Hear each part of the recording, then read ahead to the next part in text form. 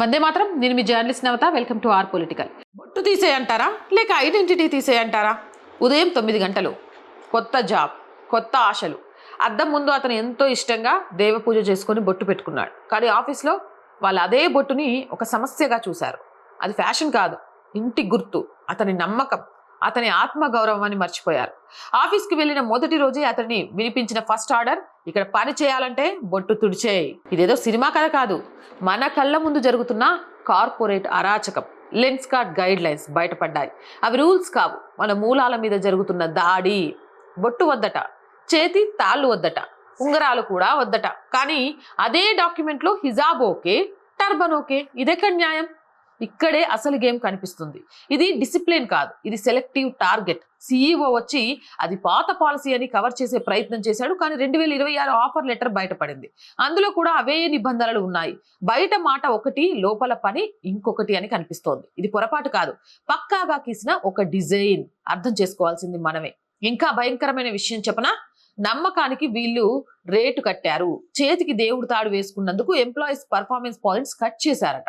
ఇది రూల్ కాదు, ఇది నమ్మకంపై ఫైన్ వేయడం అనుకోవాలి. జీతం ఇస్తున్నారు కదా అని మన ఆత్మను కూడా తాకట్టు పెట్టాలా? ఒకసారి చెప్పండి. పని బాగా చేసినా పట్టదు, నీ ఐడెంటిటీ వాళ్లకు నచ్చకపోతే పెనాల్టీ వేస్తారా?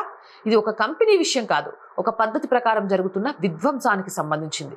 ఎగ్జామ్ సెంటర్స్లో జంధ్యాలు, తాళ్ళు కట్ చేస్తున్నారు. పోలీస్ ఎగ్జామ్స్లో చేతి తాడు తెంచేస్తున్నారు. సాకు ఏంటి అంటే చీటింగ్ అవుతుందంట. మరి స్మార్ట్ వాచ్ అయితే అర్థం, కానీ నూలు తాడు చూసి భయపడే సిస్టమ్ ఏంటి? నూలు తాడులో ఏ చిప్ ఉంది చీటింగ్ అవ్వడానికి? ఇది లాజిక్ కాదు, మన మూలాలను దెబ్బతీసే ఒక నీచమైన సాకు అని అర్థం చేసుకోవాలి. ఇక ఇంకోవైపు కంపెనీల హిపోక్రసీ చూడండి ఏ విధంగా ఉందో. పండుగలు వస్తే చాలు మన బొట్టు, మన కల్చర్, మన ట్రెడిషన్ అన్ని వాడేసుకుంటారు.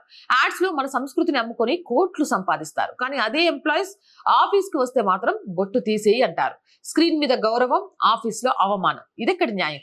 ఇది డైవర్సిటీ కాదు, పక్కా మార్కెటింగ్ డ్రామా అని అర్థం చేసుకోవాలి. సమస్య హిజాబ్ లేదా బొట్టు కాదు, సెలెక్టివ్ గౌరవం. ఒకరి నమ్మకం గౌరవం, ఇంకొకరి నమ్మకం రిస్ట్రిక్షన్. హక్కు పుస్తకాల్లో ఉంది, కానీ గ్రౌండ్ లో ఎక్కడా కనిపించడం లేదు. అదే బాధ. ఇది కేవలం డ్రెస్ కోడ్ అనుకోవద్దు. మెల్లమెల్లగా మనల్ని మన మూలాల నుంచి డిస్క్రెడిటేట్ చేసే ప్రక్రియ. మనం సైలెంట్ గా ఉంటే ఈ అవమానాన్ని కూడా ఒక కార్పొరేట్ రూల్ అని మనమే నమ్మేలా చేస్తారు.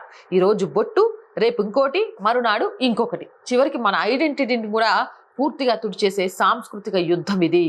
తస్మత్ జాగ్రత్త. ఈరోజు బొట్టు తీసేయమన్న వాళ్ళు రేపు పేరు కూడా మార్చుకోమనొచ్చు, ఏమో జరగొచ్చు.